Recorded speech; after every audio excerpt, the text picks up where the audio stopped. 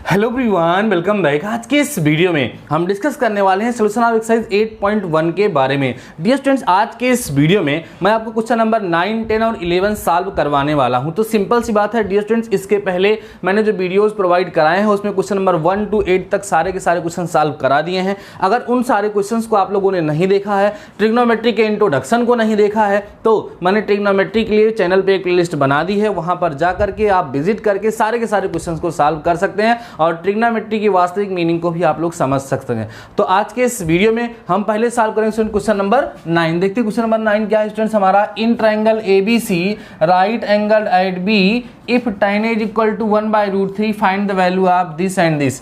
देखो स्टूडेंट्स, हमें क्या करना है, जो वैल्यूज फाइंड करनी है उसके लिए हमें एक ट्रायंगल गिवन है, tan a की वैल्यू गिवन है। तो सबसे पहले उस ट्रायंगल की हम लोग क्या फाइंड करेंगे, परपेंडिकुलर, बेस और हाइपोटेनस सारी फाइंड करेंगे। अभी तक आप लोग जो क्वेश्चन सॉल्व करते थे वहां पर आपको ट्रायंगल कंसीडर करना पड़ता था, यहाँ पर ट्रायंगल गिवन है। आप यहाँ बोलोगे since in triangle A B C angle B equal to 90 degree therefore यहाँ लिख करके आप ट्रायंगल बना लीजिए स्टूडेंट्स। किस तरीके से ट्रायंगल हमारा बनेगा, देखो ये हमारा एक ट्रायंगल बन गया जिसका नाम है ABC, ये ऑलरेडी हमें गिवन था। ये एंगल 90 डिग्री है स्टूडेंट, बात समझते चलिएगा आप लोग। एंड आपको क्या गिवन है, देखो आपको गिवन स्टूडेंट्स tan A जो है ना वो कितना गिवन है 1/√3। ठीक है, अब tan का फार्मूला होता है परपेंडिकुलर अपान का बेस इज इक्वल टू 1/√3। अब स्टूडेंट्स इस एंगल ए के लिए परपेंडिकुलर कौन होगा, BC। ठीक है, BC लिखेंगे और बेस कौन होगा, AB। तो BC अपान यहाँ पर AB होगा इक्वल क्या होगा स्टूडेंट्स 1/√3। सिंपल सा है ना। अब यहाँ पर आप लेट करते हो क्या, let BC is equal to K and AB is equal to students कितना √3K। ठीक है स्टूडेंट्स, सिंपली आप लोगों ने BC और AB को लेट कर लिया। अब नाउ पाइथागोरस थ्योरम। ठीक है, अब क्या करोगे, नाउ AC का स्क्वायर इक्वल होगा AB का स्क्वायर और प्लस किसका स्क्वायर स्टूडेंट्स, BC का स्क्वायर। ठीक है, वैल्यूज को पुट करके सॉल्व करते हैं। तो AC का स्क्वायर इक्वल स्टूडेंट्स AB का स्क्वायर कितना हो जाएगा √3K का होल स्क्वायर और BC मीन्स कितना होगा स्टूडेंट्स K स्क्वायर। ठीक है, सिंप्लीफाई करिएगा।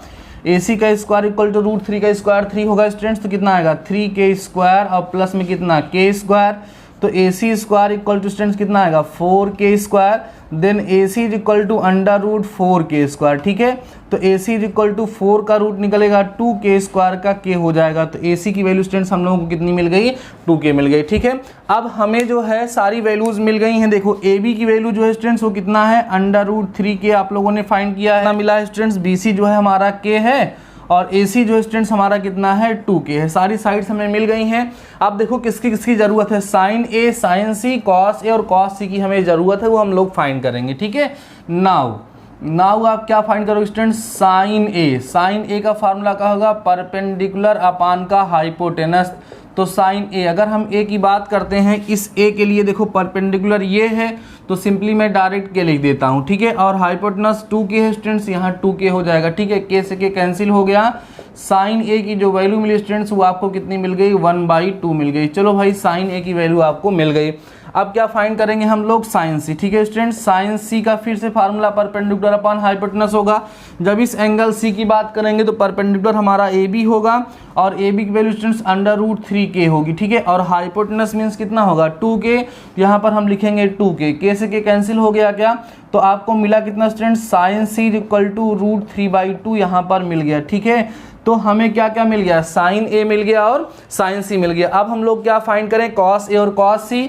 अगेन स्टूडेंट्स cos A का फार्मूला क्या होगा, बेस अपान का हाइपोटेनस। तो cos A इक्वल टू, देखो इस A के लिए बेस कौन है, √3K ना, तो यहाँ पे हो जाएगा √3K अपान में ये देखो हाइपोटेनस हमारा 2K, K से K कैंसिल हुआ स्टूडेंट्स। तो cos A इक्वल टू आपको मिला है √3/2। ठीक है, तो cos A की वैल्यू भी आप लोग फाइंड कर लिए। अब क्या चाहिए आपको, cos C चाहिए। इसका भी फार्मूला बेस अपान हाइपोटेनस होगा। जब स्टूडेंट्स हम इस एंगल C की बात करेंगे तो बेस हमारा कौन होगा, ये होगा ना BC, तो K अपान 2K हो जाएगा स्टूडेंट्स। K अपान में कितना 2K, देखो K से K कैंसिल हुआ तो cos C की वैल्यू आपको कितनी मिली, 1/2 मिली। फाइनली हम लोगों ने उन सारी वैल्यूज को फाइंड कर लिया जिसकी हमें ज़रूरत थी। अब आइए हम पार्ट फर्स्ट को स्टूडेंट सॉल्व करते हैं। ठीक है, पार्ट फर्स्ट देखिए हमारा क्या है, बोल रहा है sin A cos C। ठीक है, प्लस में कॉस ए और साइन सी इंटू में, ठीक है स्टूडेंट। सारी वैल्यूज को पुट कर दीजिए, सिंप्लीफाई हो जाएगा।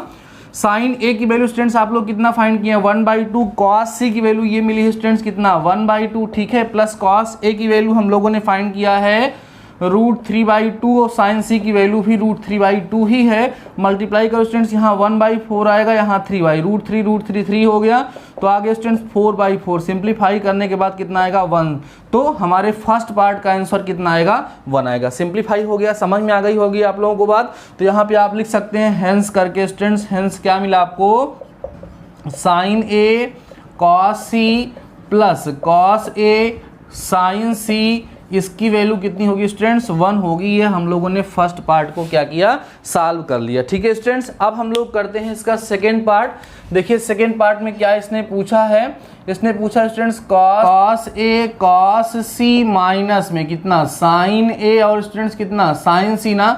अब देखो कॉस ए की वैल्यू हम लोगों ने फाइंड किया था कितना √3/2, यहाँ पे हो गया √3/2 और स्टूडेंट्स के बाद कॉस सी की वैल्यू आप लोग कितना फाइंड किए हैं 1/2, साइन ए की वैल्यू 1/2 है, साइन सी की वैल्यू √3/2 है, ठीक है स्टूडेंट्स। ये देखिए वो सारी वैल्यूज हमने यहाँ पे ला करके पुट कर दिया। सिंप्लीफाई करोगे स्टूडेंट्स √3/4 आएगा, माइनस फिर से यहाँ पर भी √3/4 आएगा, दोनों कैंसिल आउट हो जाएंगे तो 0 आ जाएगा। तो हेंस करके यहाँ पर भी आप आंसर लिख सकते हैं क्या cos A cos C minus sign A sign सी की जो वैल्यू होगी वो कितनी आएगी स्टूडेंट्स 0 आएगी। तो बहुत ही सिंपल सा क्वेश्चन था। एक्सरसाइज जब आप लोग करेंगे इस पे तो आपको बहुत ही इजी लगने वाला है। तो डियर स्टूडेंट्स इस क्वेश्चन को आप लोग नोट करें, फिर हम लोग करते हैं नेक्स्ट क्वेश्चन।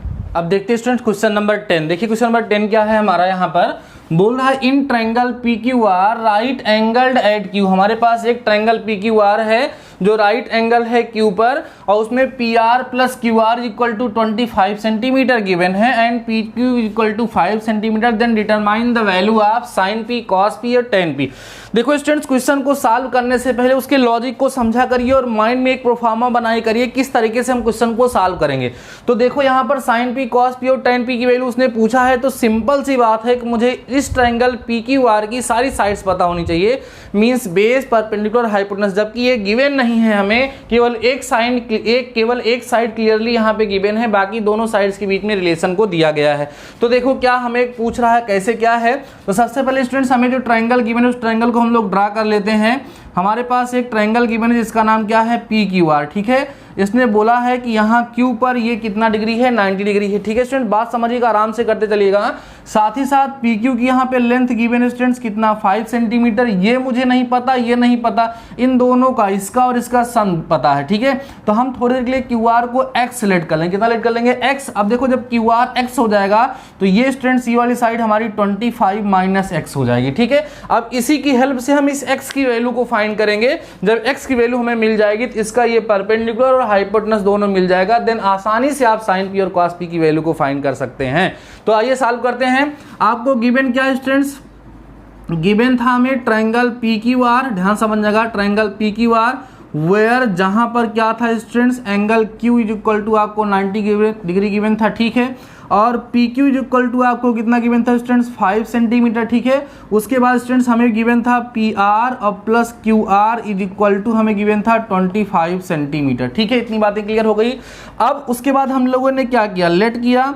लेट किसको किया हमने, QR को। Let QR is equal to students हमने लेट किया X सेंटीमीटर। देयरफॉर हमारा जो PR है वो 25 माइनस X सेंटीमीटर यहाँ से हम लोगों को मिल गया है, ठीक है। बातें समझ में आई होंगी पूरी की पूरी।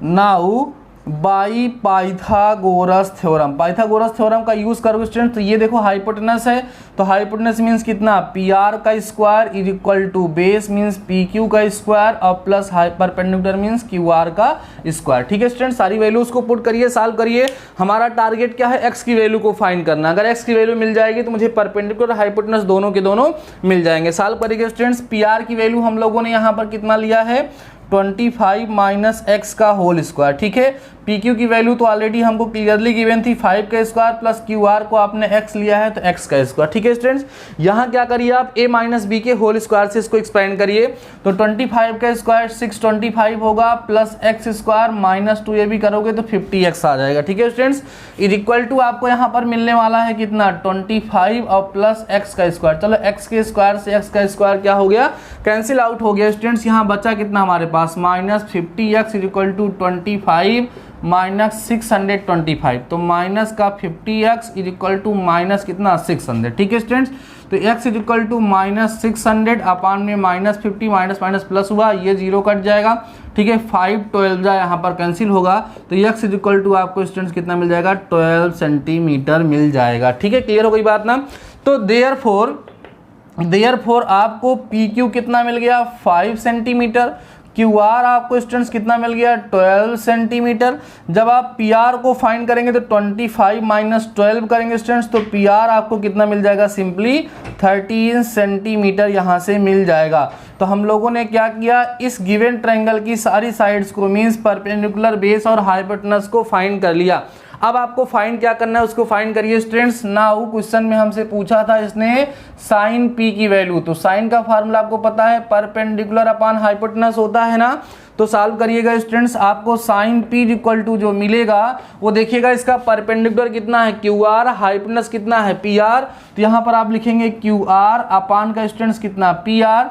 तो साइन पी इक्वल टू देखिए तो क्यू आर हमें कितना गिवन है स्टूडेंट्स, क्यू आर हम लोगों ने यहाँ पर 12 फाइंड किया है और पी आर हमें 13 मिला है, तो साइन पी की जो वैल्यू मिल जाएगी स्टूडेंट्स वो कितनी मिल जाएगी 12/13 मिल जाएगी। ठीक है, अब आप क्या फाइंड करोगे यहाँ पर कॉस पी। ठीक है स्टूडेंट्स, कॉस पी का फार्मूला होगा बेस अपान में हाइपोटेनस, तो कॉस पी इक्वल टू देखोगे ध्यान से, बेस हमें कितना पता है ये देखिए पी क्यू अपान में पी आर यहाँ पर हो जाएगा स्टूडेंट्स, कितना लिखेंगे पी क्यू अपान में पी आर। ठीक है, तो cos P equal to P Q की वैल्यू 5 है, पी आर की 13 है, तो कॉस पी इक्वल टू आपको 5/13 यहाँ से मिल गया। ठीक है, अब क्या फाइंड करना है स्टूडेंट्स आप लोगों को tan पी, तो tan पी का जो फार्मूला होगा वो होगा परपेंडिकुलर अपॉन बेस। ठीक है स्टूडेंट्स, तो tan P equal to perpendicular हमारे पास कितना है क्यू आर है और बेस कितना स्टूडेंट्स हमारे पास पी क्यू है, वैल्यू को पुट कर दो tan पी इक्वल टू 12/5, ये आपका आंसर हो जाएगा। तो फाइनली आप लोगों ने इस क्वेश्चन को कंप्लीटली सॉल्व किया है।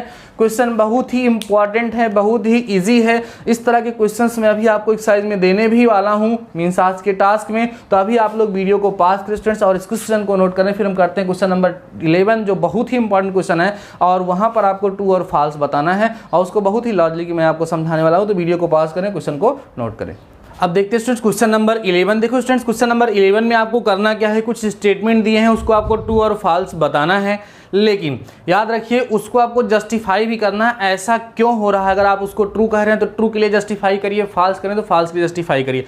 देखो स्टूडेंट्स यहाँ पर जो भी क्वेश्चन पूछे गए हैं उसको बताने का दो तरीका, एक आपके लेवल पर, एक हाई लेवल पर। तो अभी मैं आपको आपके लेवल पर समझाने का प्रयास कर रहा हूँ, ध्यान से समझिएगा। देखो स्टूडेंट्स कुछ बातें आप लोग पहले समझ लीजिए। जैसे हमारे पास एक ट्रायंगल है ABC, ठीक है, ये राइट एंगल ट्रायंगल है। अब इसमें क्या क्या होता है देखिए, बेस होता है, परपेंडिकुलर होता है और हाइपोटेनस होता है।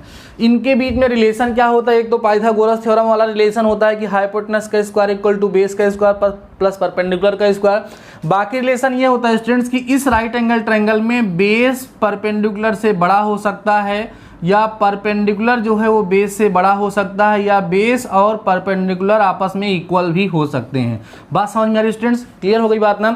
लेकिन स्टूडेंट जो हाइपोटेनस होता है वो हमेशा परपेंडिकुलर से भी बड़ा होता है और बेस से भी बड़ा होता है। ये लॉजिक आप लोग ध्यान से समझिए, इसमें तो कोई प्रॉब्लम होगी नहीं। आप लोगों ने क्लास 9 में प्रूव भी किया है कि hypotenuse is the longest side of right angle triangle. तो हाइपोटेनस जो है किसी भी ट्रायंगल में जो राइट एंगल ट्रायंगल होगा वो हमेशा बेस और परपेंडिकुलर से बड़ा होगा। ठीक है स्टूडेंट्स, अब एक बात और ध्यान रखो, सपोज दैट हमारे पास एक फ्रैक्शन है जो लिखा है 5/10, ठीक है। अब बताओ ये 5/10 1 से बड़ा है कि छोटा है। तो आप कहोगे सर 1 से छोटा है क्योंकि इसको सॉल्व करने पर 1/2 आ रहा है। तो हम किसी भी फ्रैक्शन को कैसे ये जान पाएंगे कि 1 से छोटा है कि बड़ा है? तो सिंपल सी बात है स्टूडेंट्स, आपको पता है कि ऊपर हम लिखते हैं न्यूमरेटर और नीचे लिखते हैं डिनोमिनेटर। अगर डिनोमिनेटर जो होगा वो न्यूमरेटर से बड़ा होगा, या आप कह सकते हैं अगर न्यूमरेटर जो होगा डिनोमिनेटर से छोटा होगा, तो फ्रैक्शन हमेशा 1 से छोटा होगा, उसकी वैल्यू जो होगी हमेशा 1 से छोटी होगी। जैसे आपने लिखा 4/5, ठीक है, तो यहाँ पर जो हमारा न्यूमरेटर है वो 4 है, डिनोमिनेटर 5 है, तो न्यूमरेटर डिनोमिनेटर से क्या है, छोटा है, इसलिए इसकी वैल्यू 1 से लेस आएगी। लेकिन अगर न्यूमरेटर डिनोमिनेटर से बड़ा हो जाए तो वैल्यू क्या होगी, ग्रेटर देन 1 आएगी, और दोनों इक्वल हैं तो इक्वल टू कितना आएगा, 1 आएगा। बस इतना लॉजिक ध्यान रखिए, बाकी सारे कॉन्सेप्ट आप लोगों को बहुत इजीली समझ में आने वाले हैं। देखिए पहला इसने पूछा है कि the value of tan a is always less than 1। तो पहले तो हम आपको बताएं स्टूडेंट्स कि ये स्टेटमेंट यहाँ पर जो गिवन है वो फॉल्स है। अब आप कहोगे सर फॉल्स क्यों है? क्योंकि स्टूडेंट्स tan a की जो वैल्यू है ना वो 1 से ग्रेटर हो सकती है। कैसे हो सकती है देखिए हम आपको समझाएं, क्योंकि हमको पता है कि tan का जो फार्मूला होता है वो परपेंडिकुलर अपॉन बेस होता है। तो इसकी वैल्यू 1 से ज़्यादा कब आएगी, जब इसकी वैल्यू 1 से ज़्यादा आएगी। तो ये 1 से ज़्यादा कब आएगी स्टूडेंट, जब p बड़ा होगा b से। तो आप क्या बता सकते हैं किसी भी राइट एंगल ट्रायंगल में क्या p b से बड़ा हो सकता है, मींस परपेंडिकुलर बेस से बड़ा हो सकता है? तो हो सकता है, ऐसा मैंने आपको इसलिए पहले से एक्सप्लेन कर दिया। तो tan a की जो वैल्यू है स्टूडेंट्स वो ग्रेटर देन 1 हो सकती है, इसलिए ये जो गिवन स्टेटमेंट है वो फॉल्स है, क्योंकि इसने बोला है कि हमेशा इसकी वैल्यू 1 से लेस होती है। तो नहीं, 1 से ग्रेटर भी हो सकती है फॉर सम एंगल्स। ठीक है, बात समझ में आ गई।